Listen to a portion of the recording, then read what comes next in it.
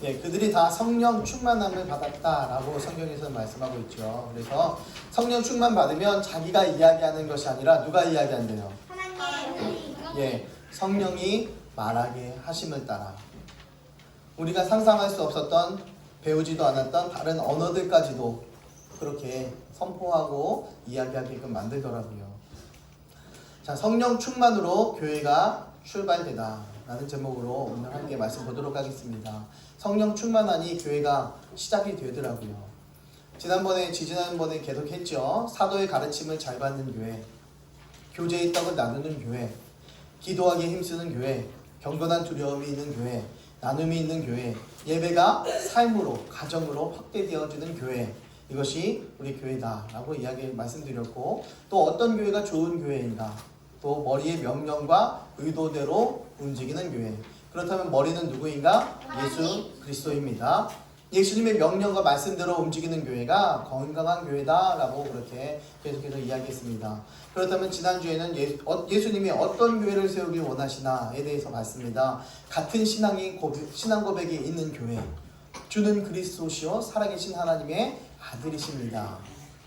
하나님 예수님께서 내가 내 교회 반석 위에 내 교회를 세우겠다라고 말씀하십니다. 예수님이 주인이 되는 교회, 그것이 바로 예수님께서 세우기를 원하는 교회입니다. 목사가, 장로가, 어떤 특이한 사람이, 어떤 집단이 그 교회의 주인이 되고 리더가 되어지는 것이 아니라 예수님이 주인이 되는 교회, 그 교회가 건강한 교회요 좋은 교회다라는 것을 말씀드렸습니다. 또한 음부의 권세가 이기지 못하는 교회, 세상에 많은 시험과 세상의 많은 권력과 세상의 많은 죄가 이 교회를 침범해서 범람해서 잠식해 나가는 것이 아니라 우리가 세상을 이겨나갈 수 있는 그런 능력을 가진, 큰 믿음을 가진 성령의 권능으로 세상을 이겨나가는 교회, 그것이 예수님께서 원하시는 교회다라는 것을 선포했습니다. 또한 천국의 열쇠를 맡기는 교회, 말씀 해석권과 전파를 맡기셨다라는 것입니다. 천국 열쇠를 누구에게 맡깁니까? 우리 교회에게 맡기셨습니다. 또 여러분들에게, 우리에게 맡기셨습니다. 그러니 우리는 그 사명 잘 감당하고 이제 우리 말씀 잘 해석해서 말씀 오류 해석하는 것이 아니라 하나님의 말씀을 잘 증거하며 선포해 나가는, 그래서 말씀을 잘 전파하는 그런 믿음의 아들, 딸들, 그런 교회가 되길 주님의 이름으로 축원합니다. 예, 오늘부터 또 사도행전 2장을 보게 되는데요. 오순절 날이 이름에 라고 그렇게 시작이 되었습니다. 구약의 3대 절기는요, 유월절과 맥추절과 수장절이 있습니다. 오순절, 그러면 오순절은 없네요. 오순절은 어떤 절기를 배경으로 하는가 보면요, 바로 유월절을 배경으로 해요. 유월절 뭐죠? 그를 유, 담, 월. 무슨 날이죠? 피를 바르면 넘어가. 어디다 피를 발랐어요? 문의 위와 옆을 문설주에다가 피를 바르면 그 하나님의 신이 그 집을 넘어갔어요. 그 담을 넘어갔다 해서 그를 유, 그 담을 넘어갔다 해서 유월입니다. 그래서 우리가 유월절, 패스오버, 영어로는 패스오버, 그것을 넘어갔다, 그렇게 이야기하고 있죠. 그래서 지금 우리는 유월절이라고 그렇게 이야기해요. 유월절, 이 패스오버, 어떤 몇 번째 재앙? 모세의 몇 번째 재앙? 네, 10번째 재앙. 장자를 죽이지 않는, 장자를 보호할 수 있는, 생명을 보호하는, 말하자면 그 구원받을 수 있는, 그것이 바로 유월절의 의미예요. 하나님께서 우리를 죽음에서 살려주셨다, 우리를 구원해 주셨다, 죽음에서 건져주셨다. 그렇기 때문에 유월절에 대해서 이단들이 얼마나 강조를 많이 하는지 몰라요. 네가 유월절을 뭘 알아? 라고 그렇게 많은 사람들이 이야기를 해요. 우리는 이 유월절도 중요하고 십자가도 중요하고 부활도 중요합니다. 어떤 것, 성경에 나온 것 어떤 것 하나도 중요하지 않은 것이 없어요. 모두 다 거미줄처럼 다 연결이 되어져 있어요. 어떤 것 하나가 끊어지면 모든 것들은, 하나님의 말씀은 다 붕괴되고 무너지더라고요. 그래서 모든 것들을 다 균형 잡아서 잘 갖춰 나가야 됩니다. 그래서 성경 말씀을 잘 읽는 것이 너무 중요해요. 신약이 재미있고 쉽다고 해서 신약만 읽어서는 안 돼요. 구약까지 함께 같이 읽어줘야, 아, 하나님께서 예수님이 오시기 전에 이런 일들이 있었구나, 하나님이 우리를 이처럼 사랑하셨구나, 이처럼 우리를 살리기 위해서 예비하셨구나라는 것을 다 볼 수 있습니다. 모든 성경의 중심은 바로 누굽니까? 예, 아멘. 예수님이다 라는 것을 볼 수 있어요. 유대인은요, 이 안식일을 굉장히 중요하게 여깁니다. 그래서 금요일 저녁부터 토요일 해지기까지 안식일을 지켜요. 6월절 후 안식일이 7번째 되는 날 49일이죠.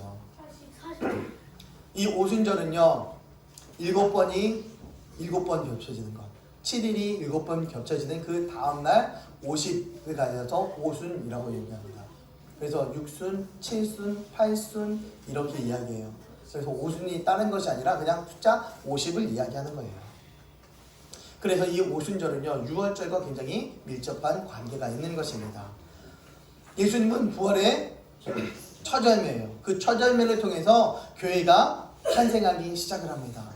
예수님이 십자가에 죽고 부활하심을 통해서 예수님이 십자가에 죽고 부활했다. 너희가 그 예수를 죽였다. 그런 너희들은 회개해야 한단다. 그래서 많은 사람들이 회개를 하기 시작합니다. 이 일을 어찌할꼬 라고 이야기하면서 회개를 시작해요. 그러면서 사람들이 하나 둘씩 모여서 예배를 드리기 시작합니다. 그들이 모인 집단을 바로 교회라고 이야기를 해요. 그래서 교회가 탄생하는 생일날이 오순절, 성령께서 내려오시는 그 순간에, 성령께서 오실 때에 오순절은 교회의 생일인 거죠. 자, 한번 계산을 해볼까요? 네. 오순절이라고 이야기했죠. 예수님이 십자가에 죽고 부활했어요. 그죠? 예수님이 십자가에 죽을 때에, 돌아가실 때에 그 절기가 무슨 절기였대요? 호산나 입성할 때가 무슨 절기였대요? 6월절이었죠. 6월절이었어요. 그리고 나서 예수님이 십자가에 죽고 부활하셨습니다. 며칠 만에? 3일 만에. 3일 만에 부활하셨고 그 다음에 며칠 동안 이 세상에 계시다가 40일 동안 계시다가, 그죠? 약 40일 동안 계시다가 그래서 승천하셨어요. 그리고 나서 사람들이 며칠 정도 모여서 함께 열심히 기도했을까요? 며칠 동안 마가의 다락방에서 열심히 기도했잖아요. 간절히 기도했잖아요. 약 일주일에서 열흘 정도라고 이야기했잖아요. 그걸 계산해 보면 바로 50일이 되더라고요. 그래서 50일쯤 되어질 때에 오순절 그 큰 긴 날을 기념하는 날 또 성령께서 이 땅에 내려오셨어요. 그래서 우리 오순절을 이 교회의 탄생일이라고 거의 보고 있는 거예요. 그래서 성령께서 이 땅에 오시고 그 하나님의 귀한 자녀들을 모으시고 그들을 교회 삼으셔서 이 교회의 출발점을 그때로 보고 있는 거죠. 그래서 오순절, 이것은 교회의 생일로 이렇게 보고 있습니다. 그들이 유하는 다락방으로 올라가니 다락방에서 그들은 모였대요. 다락방에서 몇 명이 모였대요? 120명 정도가 모였대요. 여기 우리 요 공간에서도 약 꽉 차게 모이면 약 120명 정도 이렇게 모일 것 같아요. 앉아서 있을 것 같아요. 그렇게 열심히 기도할 수 있을 것 같습니다. 지금부터 2000년 전에 이만한 다락방이 있었다면 그 집은 어땠을까요? 굉장히 부유한 집안이었을 것입니다. 삼국시대에 이만한 집을 가지고 있었다면 여러분 얼마나 부유했겠어요. 그것도 1층이 아니라 다락방까지 있는 그런 집은. 그러니 이 다락방까지 있는 이 집이 얼마나 부유했는지. 그렇다면 누가 부자예요? 그래, 마가가 부자인 거예요. 마가는요 그 당시에 도련님이었습니다. 그리고 바나바의 복음 선포자의 전도자의 바나바의 생질은 뭐예요? 조카예요. 바나바의 조카였고요. 이 부자 도련님이었고 요즘 말하면 금수저였죠. 금수저입니다. 이렇게 마가가 이런 일들이 일어났어요. 이렇게 금수저가 세계 열방을 향해서 바나바와 함께 바울과 함께 복음 전도를 시작했어요. 왜? 어떻게 출발이 되었을까요? 나도 전도 갈 거야! 그러면서 전도 여행을 같이 다녔거든요. 나도 전도 간다고. 왜 그렇게 갔을까요? 왜냐하면 자기의 집에서 사람들이 성령 충만을 받는 것을 그 현장에 있었거든요. 그 마음이 얼마나 뜨거웠겠어요. 우리 집에서 수많은 사람들이 모여서 예배를 드리면서 기도하면서 간절히 기도하면서 성령이 불같이 내려왔어요. 그러니 자기도 얼마나 뜨거웠어요. 아, 하나님 계시는구나. 하나님 나와 동행하시는구나. 나도 나가서 복음 전해야지.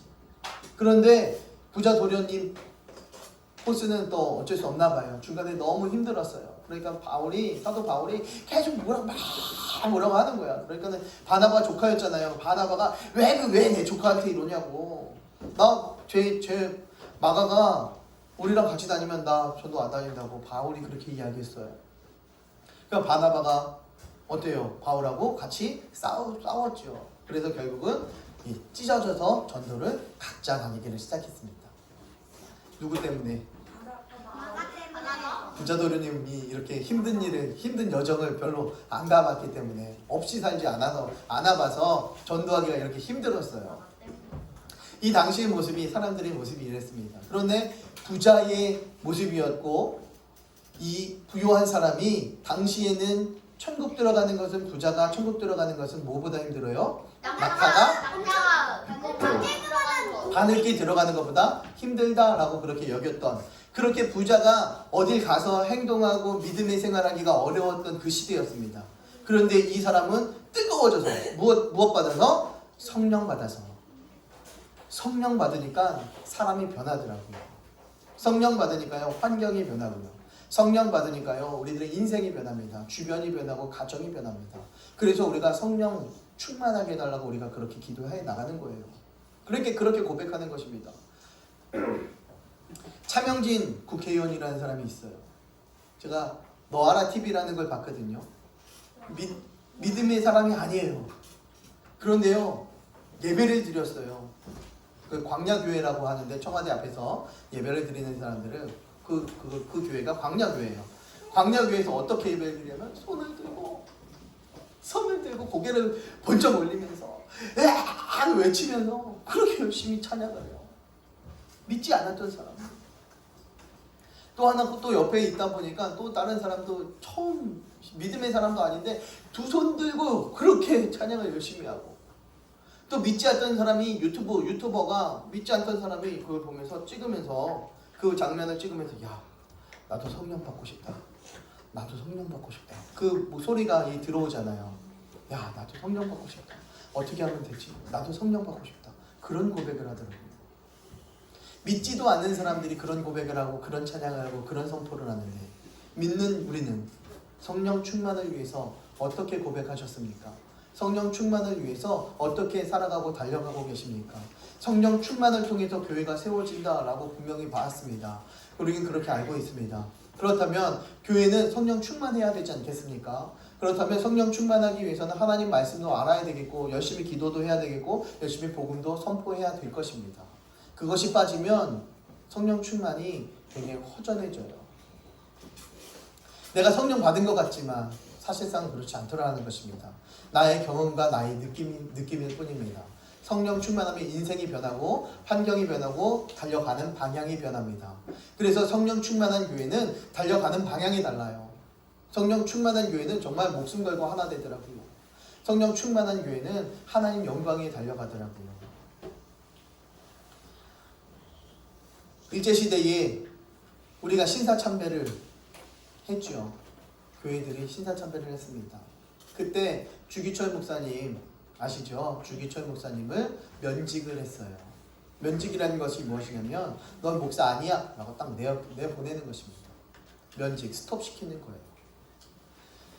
그리고 목사님이 감옥에 갇혀있는 그 상황 속에 그 상황임에도 불구하고 찾아갔어요. 그래서 누가요? 노 회장님이 찾아가서 당신 신사참배 합시다. 이거는 종교의 문제가 아니라 이거는 국가의 문제입니다. 국가에서 신사참배를 하자라고 이야기했으니 국가에 우리 순종합시다. 그러니 어떻게 해요? 싫습니다. 안 됩니다. 라는 고백을 했어요. 그래서 제 19회 총회 때 결의를 했어요. 통합적 19회 총회 때 결의를 합니다. 이제 면직합니다. 그러니까 또 한 목사님이 아니요! 라고 법이요 하니까 아니요! 라고 그렇게 외칩니다. 그리고 또 한 사람이 그러고 나가셨어요. 잡혀가셨어요. 그리고 또 한 사람이 이거는 불법 노예다! 라고 외치면서 그 자리를 나갔어요. 두 명의 장로님이 이거 불법이다! 라고 외치면서 나는 동조할 수 없다 그러면서 나갔어요. 신사참배, 신이라는 이름이 들어가 있는데 그 안에 그거는 교회 종교 행위다 라고 이야기하면 타협을 하기 시작하는 거죠. 무엇이 안 되니까? 성령 충만이 안 되니까. 성령 충만이 안 되니까 이런 일들이 계속해서 일어나더라고요.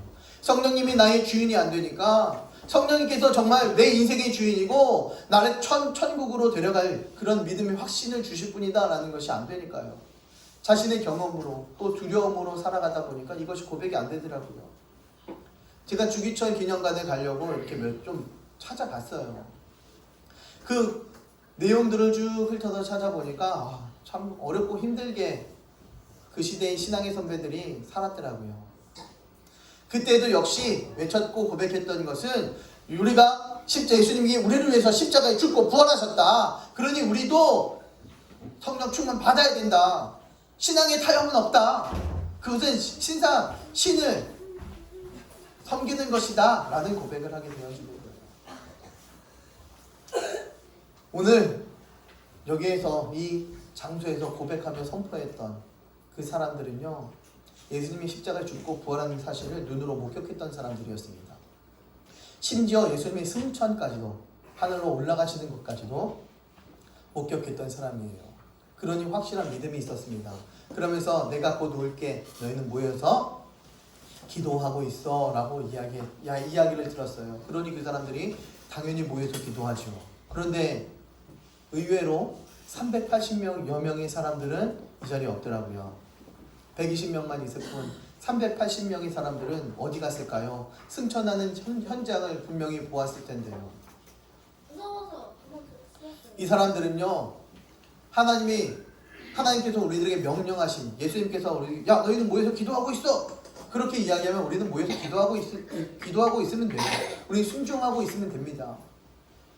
자기의 계산과 자기의 판단과 자기의 생각 나누지 않아도 돼요. 어떤 사람은 일주일 있다가 간 사람도 있겠죠. 어떤 사람은 10일 만에 성령께서 내려왔다면 9일 있다가 간 사람도 있을 것입니다. 얼마나 안타까워요. 하루만 더 있었어도, 몇 시간만 더 있었어도 성령 충만을 받아 기적이 일어나는 그런 현장에 있었을 텐데요. 기적을 이끌어 나가는 현장의 사람이 되었을 텐데요. 이들이요, 성령 충만을 받아 성령이 임해서 막 말씀을 선포하는데 어떻게 돼요? 각자의 언어대로 선포했대요. 상상할 수 없는 일입니다. 우리가 언어를 배우지 않았는데도 다른 언어가, 영어가 술술술술 나온대요. 성령 충만 받으면 가능하답니다. 뭐 받으면? 성령 충만 받으면 영어가 뚫린대.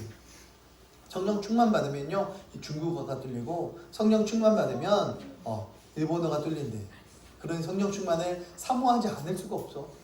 그죠? 우리가 성령 충만을 사모해야 선교사도 할 수 있어요. 그게 안 되면 큰일 나는 거죠. 하늘로부터 급하고 강한 바람 같은 소리가 있어.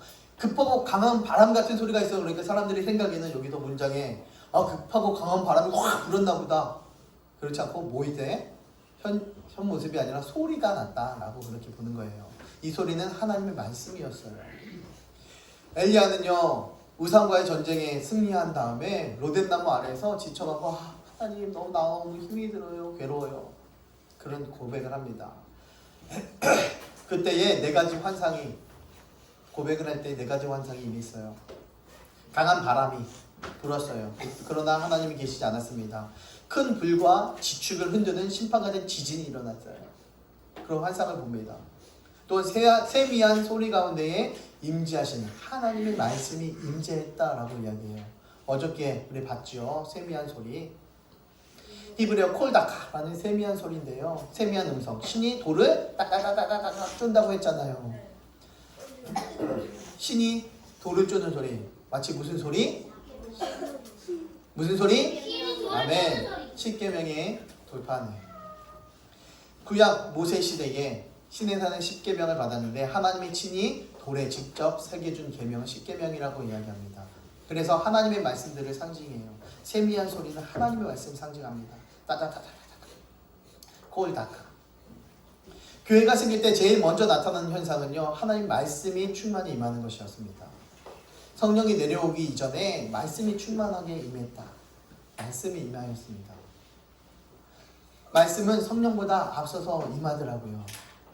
말씀이 성령님과 또한 비슷하게 동행합니다.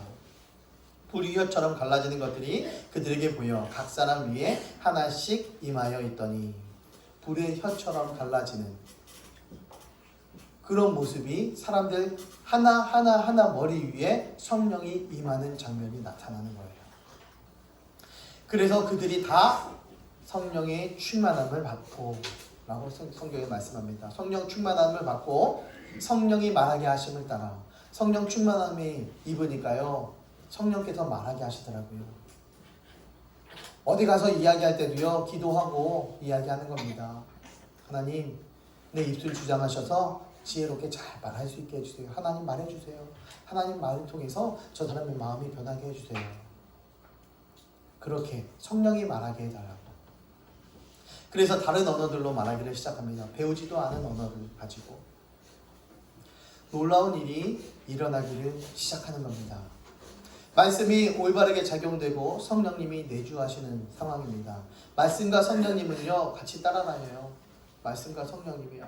한번 오시면 영원히 우리와 함께 하십니다. 성령님이 임했어. 그런데 떠나갔다가 또 다시 임하고 떠나갔다 또 다시 임하고 이것이 아니더라고요. 성령님이 임하면 영원히 임한다. 그러니 우리가 내 안에 하나님이 계시는데 내가 어찌 범죄할 수 있겠습니까? 내가 어찌 신사참배를 할 수 있고 내가 어찌 하나님의 신을 버릴 수 있겠습니까?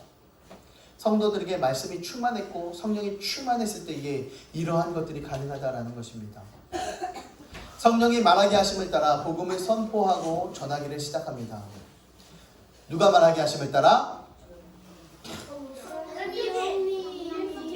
누가 말하게 하심을 따라? 성령님께서 말하게 하심을 따라 복음을 선포하고 전하기를 시작합니다.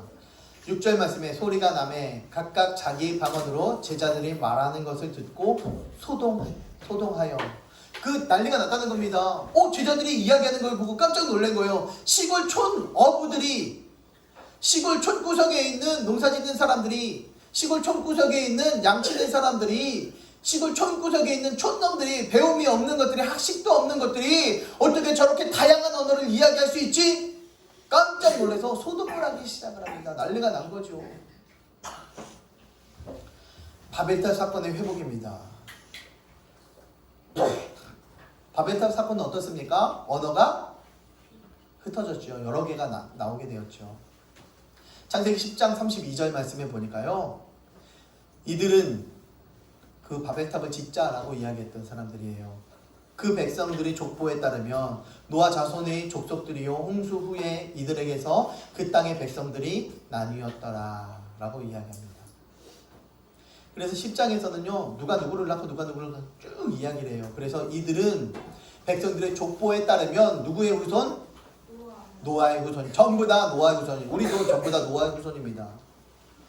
역시 이들과 마찬가지로 노아의 후손이에요. 그 땅의 백성들이 나왔는데 온 땅의 언어가 몇 개래요? 10장은 32절까지 있습니다. 그리고 11장 1절 말씀에 보니까 온 땅의 언어가 하나요. 말이 하나였다. 언어가 하나래요. 우리 언어가 하나였으니 영어도 필요 없고 일본어도 필요 없고 중국어도 필요 없고 베트남어도 필요 없는 그런 상황이었을 텐데 그럼 우리도 세계 여행을 그냥 자유롭게 편하게 할 텐데 언어 때문에 좀 막막하기도 하고 두려워서 사실 해외여행 못 가는 거 아니겠습니까? 네. 돈이 없어서 못 갑니까? 언어가 안 돼서 못 가는 거 아니에요? 맞아요. 네, 그렇잖아요. 이 언어가 이 당시 이렇게 살았더라면 우리가 뭐 세계를 내 발바닥에 딱 두고 그냥 아무 데나 걸어가면 되는데 지금은 언어가 안 되니까 무섭고 두려운 마음에 혹시 미아가 될까봐 세계적인 미아가 될까봐 두려워서 못 가는 거 아닙니까? 이때 당시만 해도 온 언어가 하나였습니다.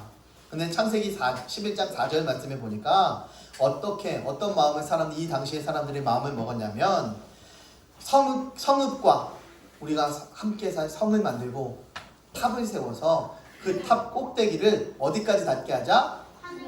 어디까지 닿게 하자? 하나님이 계신 탑 하늘까지 닿게 하자. 그래서 우리 하나님의 이름이 아니라 누구의 이름을 내고? 나의 이름, 너의 이름, 우리의 이름을 내자. 인간의 이름을 내자. 인간의 이름을 자랑하자. 1, 2, 3 빌딩이 우리 대한민국의 탑으로 건물로 선포를 하잖아요. 자랑을 하잖아요. 그래봤자 하늘 아래에 있더라고요. 그렇게 높은 빌딩을. 그런데 이 사람들도 우리 이름을 내고 온 지면에 어떤 것을 면하재요? 온 지면에 흩어짐을 면하자.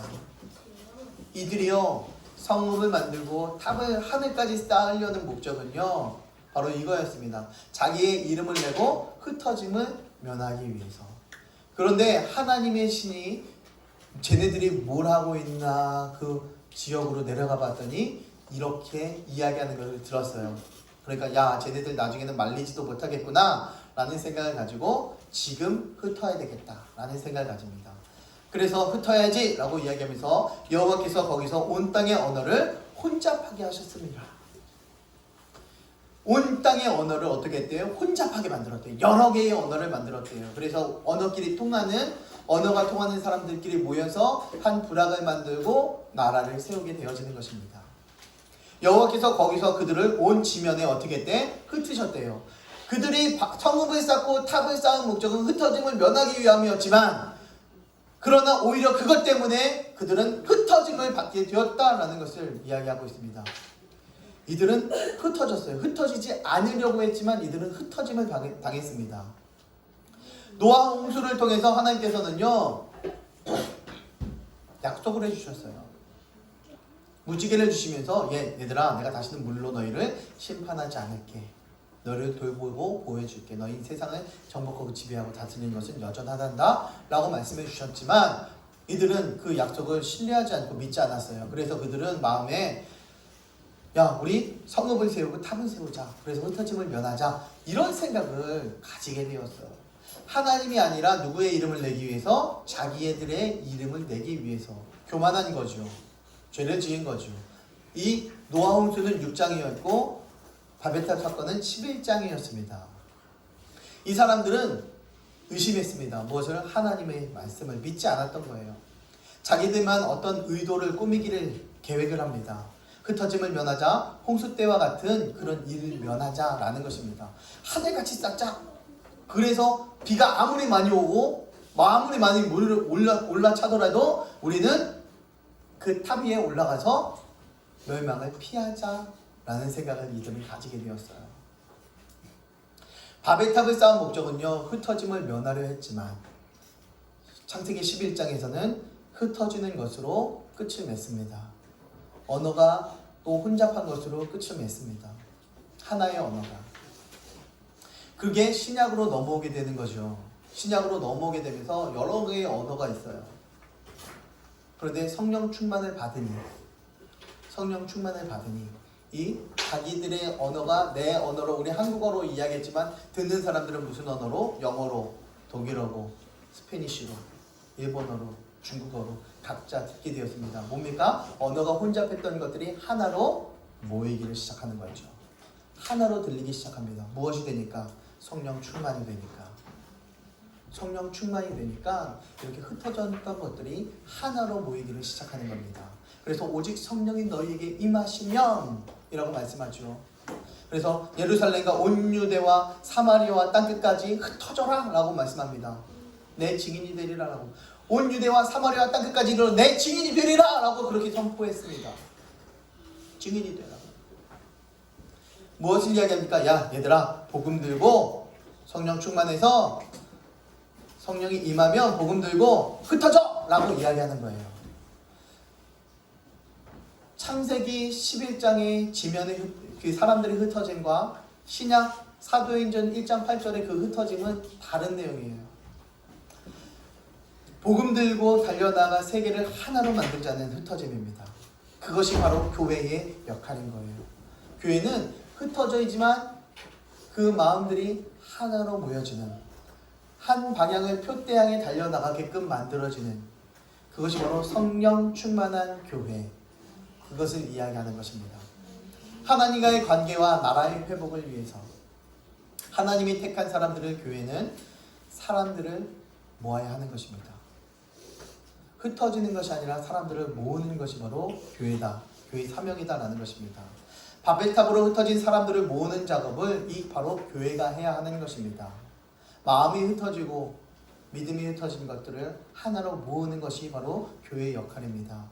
하나님이 주신 첫 번째 미션, 이것은 우리들의 삶의, 우리들의 인생의 과제입니다. 하나님께 영광 돌리는 것, 그냥 내가 공부 잘해서 하나님께서 영광 돌리는 것이 아니라 하나님 말씀에 전적으로 순종함을 통해서, 하나님의 말씀을 증거하며 선포함을 통해서, 증거자로 일어나는 것을 통해서 하나님께서는 우리들에게 그래, 네 삶이 바로 그거야 라고 말씀하시는 겁니다. 이처럼 우리 초대교회는 하나님의 말씀이 임했어요. 먼저는 하나님의 말씀이 임합니다. 세상은 교회와 성도의 삶의 문제라고 계속해서 지적합니다. 그래서 교회가 무너져야 된다, 개독이 무너져야 된다, 목사가 먹사가 된다, 그렇게 해서 계속해서 교회를 욕을 합니다. 삶의 문제라고, 니들의 태도가 문제라고, 니들의 생각이 문제라고, 니들의 욕심이 문제라고, 그렇게 계속해서 세상은 교회를 향해서 지적을 합니다. 하나님 말씀이, 그러나 교회가 그것이 문제가 아니라 하나님 말씀이 성도들의 심령 가운데, 우리 심령 가운데, 우리 믿음에 제대로 심겨져야 되는데, 하나님의 말씀이 제대로 이 삶 가운데 말씀이 제대로 열려지지 않으니까, 말씀이 우리들 삶 가운데 제대로 들어오지 않으니까 그것이 문제인 겁니다. 말씀만 제대로 들어오면요, 내가 이렇게 살면 안 되지 당연하게 선포할 수밖에 없어요. 말씀이 정말 이 삶 가운데 들어오면요, 내가 이렇게 살 수가 없어요. 말씀이 정말 들어오게 되면 세상과 타협할 수가 없는 것입니다. 그래서 세상 사람들은, 많은 성도들은 어떤 사람들을 좋아하냐, 어떤 목사들을 좋아하냐면 말씀을 잘 쪼개는 목사님을 굉장히 좋아해요. 말씀을 쪼갠다는 것은 잘 전한다는 거예요. 그래서 이해하기 쉽고 받아들이기 쉽게 말씀을 잘 쪼개는 그런 목사님을 좋아해요. 그런데요, 놀라운 것은 자기는 말씀에 쪼개지지 않아요. 자기가 말씀에 쪼개져야죠.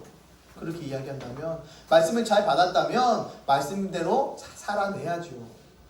말씀대로 살아내지도 않으면서 예배만 딱 드리고 딱 돌아가면서 변하지도 않으면서 예전과 지금과 다를 바가 하나도 없고 생각이 다를 바가 하나도 없고 주권이 하나도 옮겨진 것이 없는데, 내 것은 다 내 것이라고 고백하는데, 하나님 것이라고 고백하는 것이 하나도 없는데 어떻게 교회가 교회다워질 수 있겠는가라는 것입니다. 저 먼저 반성을 합니다. 우리가 반성해야 합니다. 회개해야 합니다. 돌이켜야 합니다. 이제 주권이 바뀌어져야 됩니다. 하나님, 지금까지는 내가 내 것이라고 고백했습니다. 하지만 말씀이 이 안에 들어옴을 통해서, 하나님이 이 나의 주인됨을 통해서 내가 주권이 바뀌었습니다. 모두 다 하나님 것입니다. 이런 고백이, 선포가 나타나야 된다라는 것입니다. 말씀이 임하니 그들에게는 역시 성령이 임하게 되어지는 거예요. 말씀이 임하니까 성령이 임하더라고요. 제가 군대에서 축구하다 다리가 부러져갖고 이렇게 성경책을 보다가 눈물 펑펑 흘렸어요. 처음으로 그렇게 눈물을 흘려봤어요. 그러면서 결단을 했습니다. 내가 신학을 하겠노라고. 말씀이 들어오니까요, 신학을 하겠노라고 결단이 되어지더라고요. 말씀이 들어오니까요, 믿음이 점점 성장해지더라고요. 그러니 우리가 바이블 타임 계속 해야 되지 않겠습니까? 읽어야 되지 않겠습니까? 그렇게 성령 임하여 주십시오. 성령께서 말씀하여 주십시오. 성령께서 내 삶 인도해 주세요. 성령께서 축복해 주세요. 여러분, 전제 조건은 말씀이 임해야 합니다. 말씀이 임해야 돼요. 그리고 말씀이 임할 때 성령이 임합니다. 성령 받아야 그리스도인인 것입니다.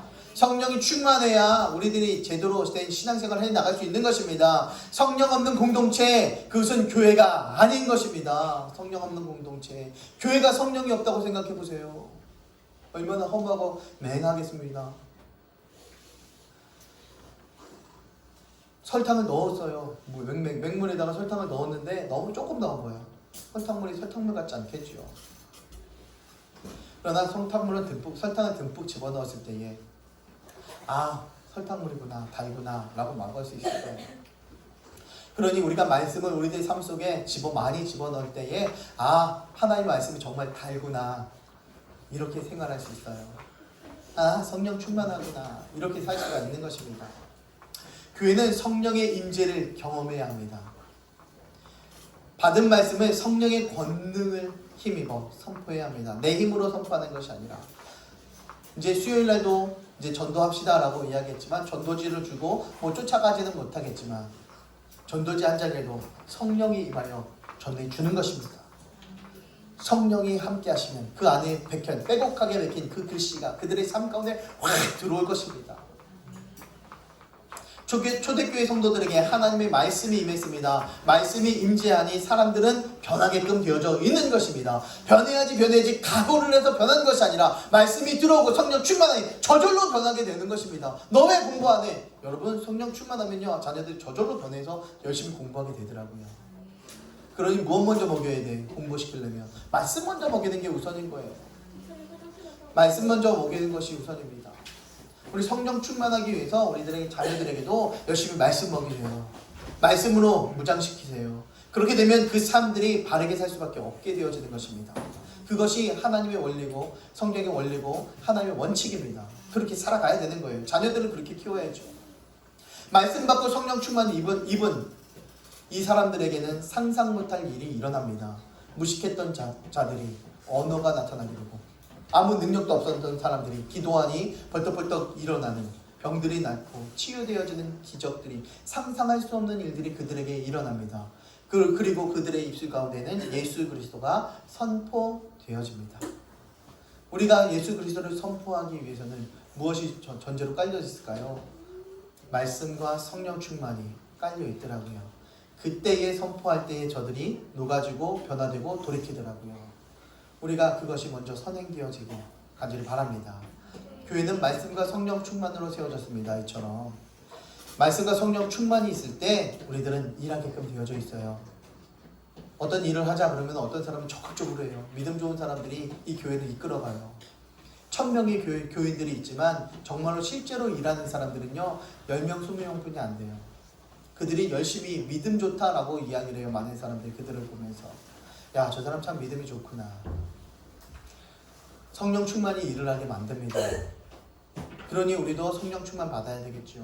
하나님 기뻐하시는 그대로 가야 되겠죠. 행복한 우리 교회 성도들이 말씀 받고 성령 충만 입어 세상이 상상하지 못할 일들을 만들어 나가기를 주님의 이름으로 축원합니다. 삼척동의 강원도가 감당할 수 없는 행복한 믿음의 공동체로 하나가 되길 주님의 이름으로 축원합니다. 이제 날마다 주님 말씀 바라보며 이 교회가 든든하게 세워지길 주님의 이름으로 축원합니다. 기도합니다. 사랑의 주님 감사합니다.